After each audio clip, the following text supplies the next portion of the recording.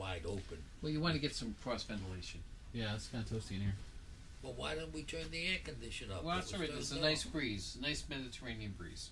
So anyhow, the 5220 Club was one of the perks we got under the GI Bill.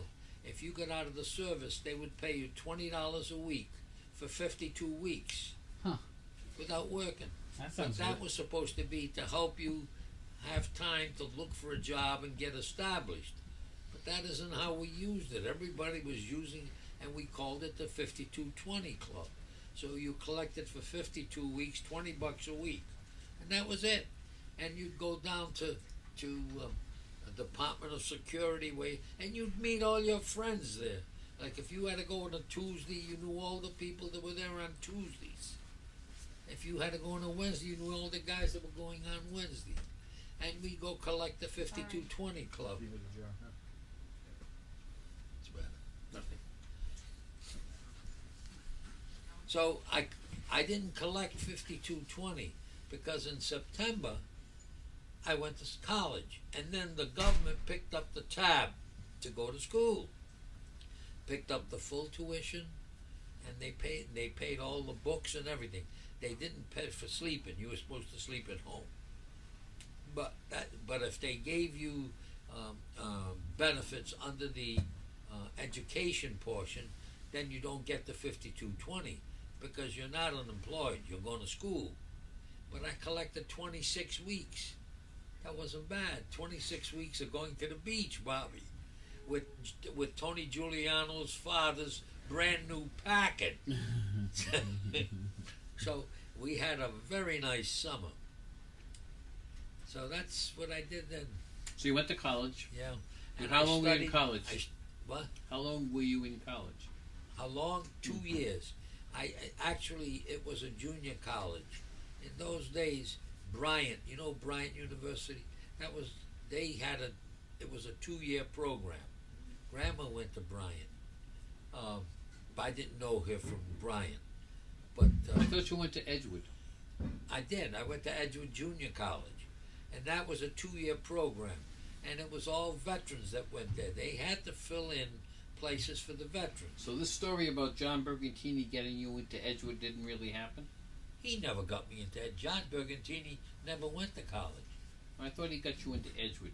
Oh, he got me into Atlas Chain, making that makes sense. Yep. machinist work. Okay.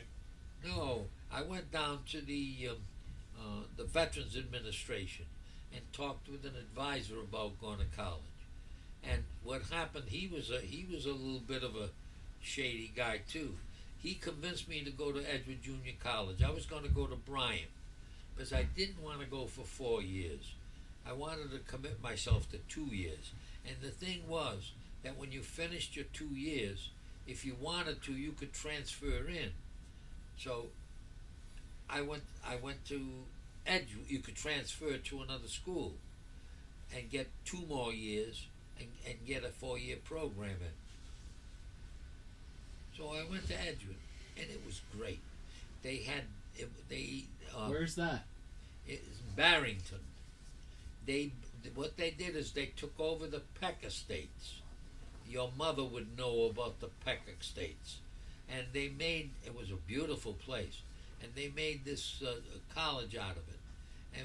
And we drive. I had a group of 1, 2, 3. There were 4 of us, and I had an automobile.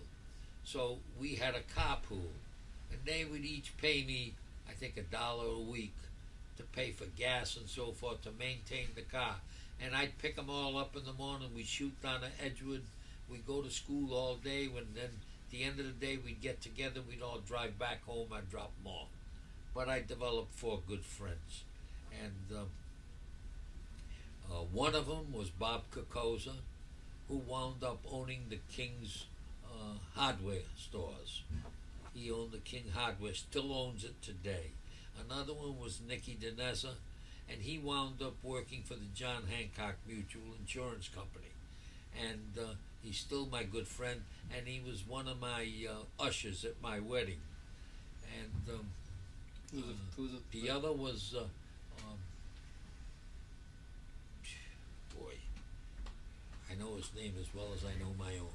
Anyhow, he went to work for Sears Roebuck, and he wound up getting a very good job with Sears Roebuck and in merchandising. And he was good for merchandising. He went in, and when they originally hired him, they hired him in the menswear department. Is that Natalizia? Who? Natalizia? Is Natalizia? No. Natalizia is a lot younger than us. Oh, okay.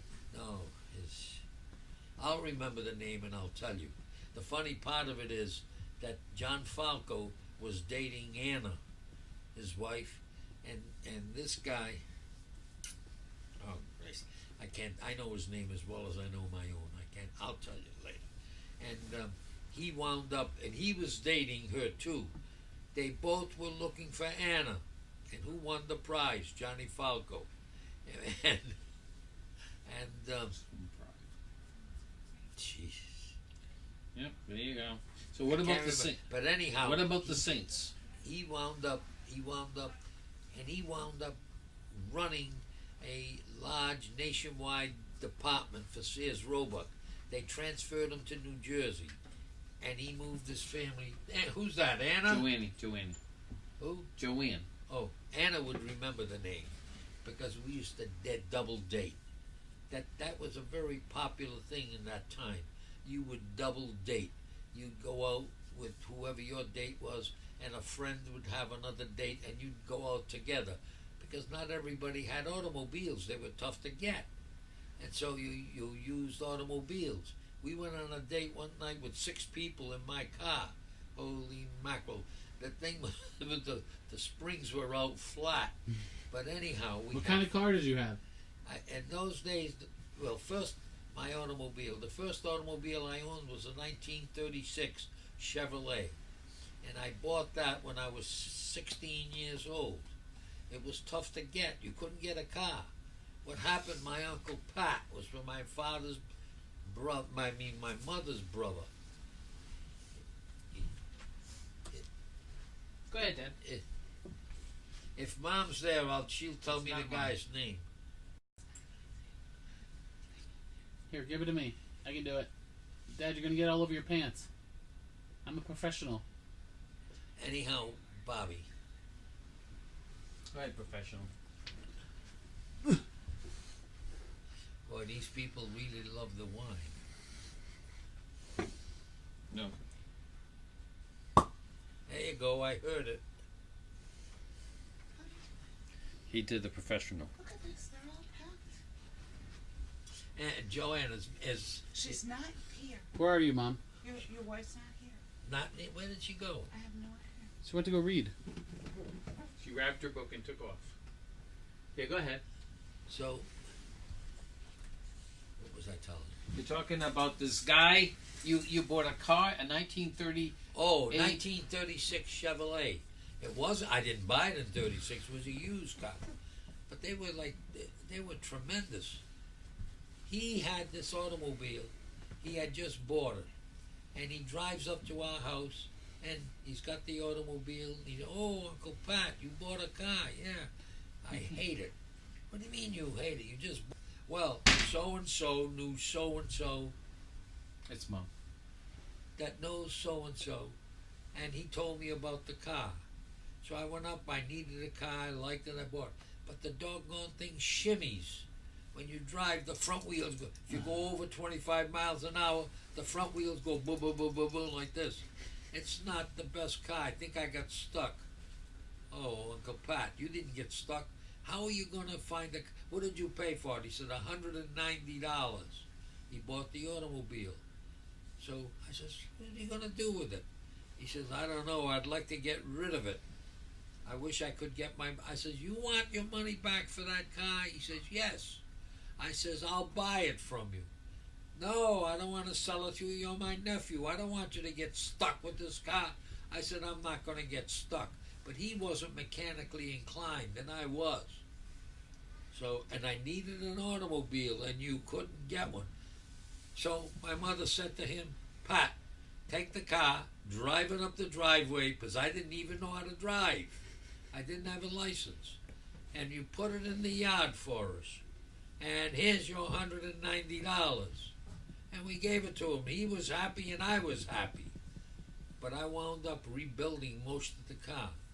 And the big problem with that car, it was built in 1936, a nice automobile. I wish I had it today. So the problem was the front tires. You couldn't buy tires. Everything was ration. Remember, we had just come out of the war. You couldn't get rubber to save your life to build tires. And they were recapping tires and just to try to keep them going. And the tires on this car were in tough shape.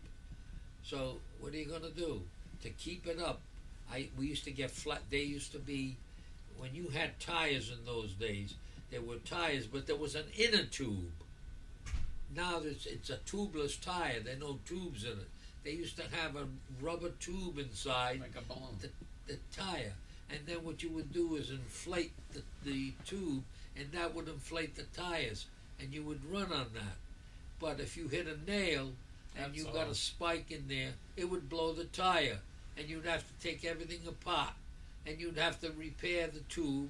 Everybody knew how to fix tubes with the equipment, and then you put it back on, and you'd have a tire. The problem is the tires were so bad on the car that they had what we call blowout patches in them. They were pieces of like heavy leather or something that you put in there to cover, to reinforce where the tire, it was split or something. And so the front wheels, all the wheels on that car, he didn't have any rubber on them. They had blowout patches in all the wheels. And he didn't stop to figure out, as you're driving that car, if it goes very fast, it's going to wobble because you got blowout patches on the tires. Oh, so the problem was, how am I going to get new tires? You're not. You said a lot of flat tires. What? You used to have a lot of flat tires. Oh boy, did I have flat tires. Boy, did I used to change tires. I had all the equipment. I still got the chains hanging in my garage.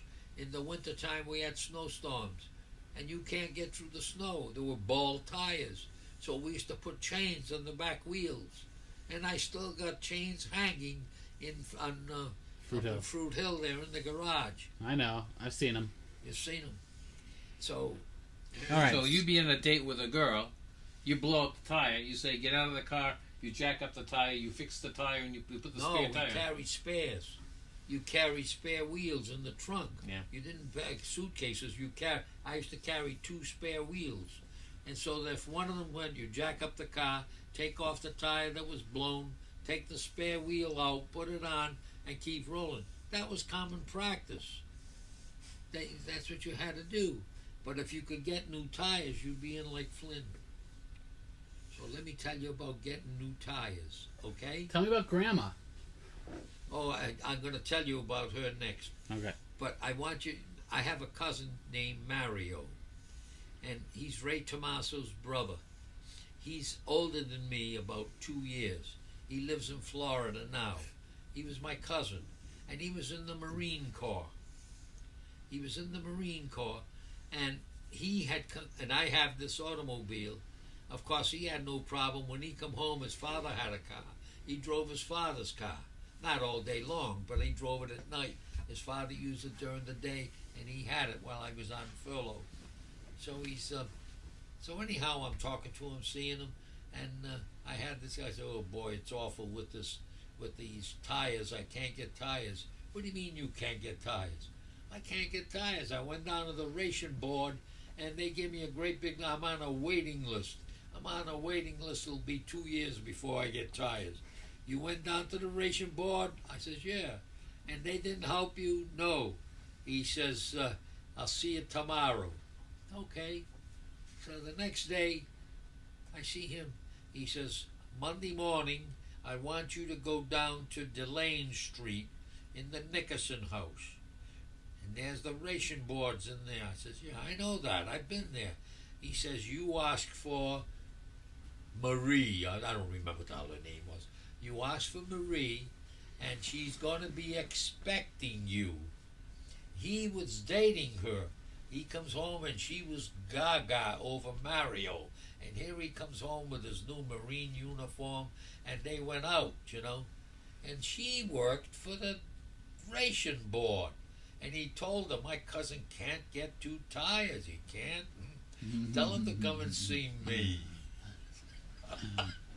Monday morning, I went up to see her. And so Marie, she says, Mario's your cousin? She says, yes. Oh, Yes, sweet. I know. I was with him Saturday. She says, what's your problem? I said, I need 2 tires so bad. She said, have you applied? Yes. So I told her my name. She went in the files, look. She came back, and she came back in a few minutes, and she went over to another girl. Boom, boom, boom. They stamped a lot of papers. They did that. They come back 10 minutes later. I had a voucher for 2 tires.